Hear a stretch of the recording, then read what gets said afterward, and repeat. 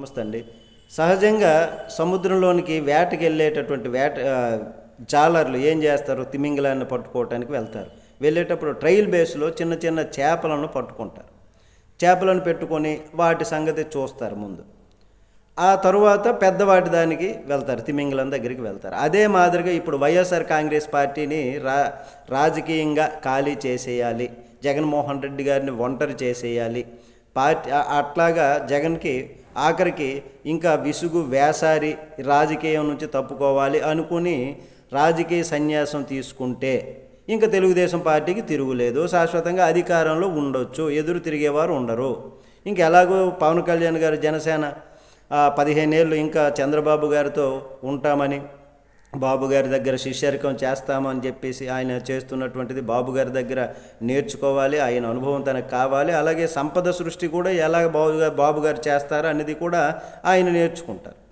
కాబట్టి ఇంకా ఆ విధంగా ఉంటారు. మరి ఆయన వలన ప్రాబ్లం లేదు అనేటటువంటి ఇదొక వ్యూహం. అయితే ఒకవేళ ఏమైనా తేడా వస్తే రేపు వైఎస్ఆర్ కాంగ్రెస్ పార్టీని జనసేన ఆక్రమిస్తే, వైఎస్ఆర్ కాంగ్రెస్ పార్టీ రాజకీయంగా తెరమనుగా అయిపోతే దాన్ని ఆ ప్లేస్లో జనసేన ఆక్రమిస్తే ఇదొక వ్యూహం. ఈ వ్యూహంలో భాగంగానే టీడీపీ జనసేన పార్టీలు కలిసి ప్రయాణం చేస్తున్నటువంటి పరిస్థితి. భారతీయ జనతా పార్టీ మాత్రం చోద్యం చూస్తూ అటు ఇటు అనేటటువంటి విధంగా ఉంటున్నటువంటిది విషయం చూస్తే తాజాగా జరుగుతున్నది అట్లాగే అడుగులు పడుతున్నాయి. బోరగడ్డ, వర్రా లాంటి వాళ్ళు పిత్తపరుగులు పని అయింది. ఆ తరువాత స్థానంలో వంశీ, కసిరెడ్డి, పిఎస్ఆర్ లాంటి పెద్ద చేపలు. ఫైనల్గా తాడేపల్లి వైపు అడుగులు తిమింగలం వైపు అడుగులు పడుతున్నటువంటి పరిస్థితి. మరి ఇక్కడ ఒకటి గమనించాలి మనం.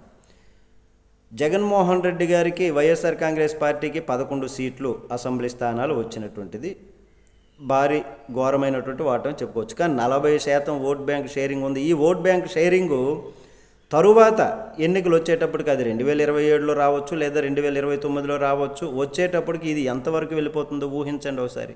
ఇప్పుడు సంవత్సరం కావస్తుంది, 11వ నెల కూటమి సర్కారు వచ్చి వారు ఇస్తామన్నటువంటి సూపర్ 6 సంక్షేమ పథకాలు, అభివృద్ధి మరి ఎక్కడ ఇప్పటివరకు అయితే కనిపించలేదు అని ప్రజలు అనుకుంటున్నటువంటిది. ప్రజలు ఆల్రెడీగా విసిగి వేసారిపోయి ఉన్నారు. అప్పుడు జగన్మోహన్ రెడ్డి గారి టైంలో ప్రతి నెల ఏదో ఒక పథకం అందుండేది.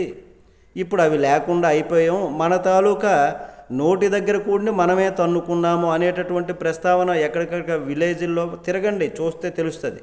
విలేజ్ల్లో అనుకుంటున్నటువంటి పరిస్థితి. మరి ఇట్లాంటి సంక్షేమ పథకాలు ఇవన్నీ చేస్తే ఇట్లాంటి ఈ రాజకీయ ఎత్తుగడలు ఎట్లాంటివి అనైతికమైనటువంటి విధంగా త్రోవలో అడుగులు వేసేటటువంటి పని ఉండదు కదా అని ఇప్పుడు ప్రజలు అనుకుంటున్నటువంటిది. మరి జగన్మోహన్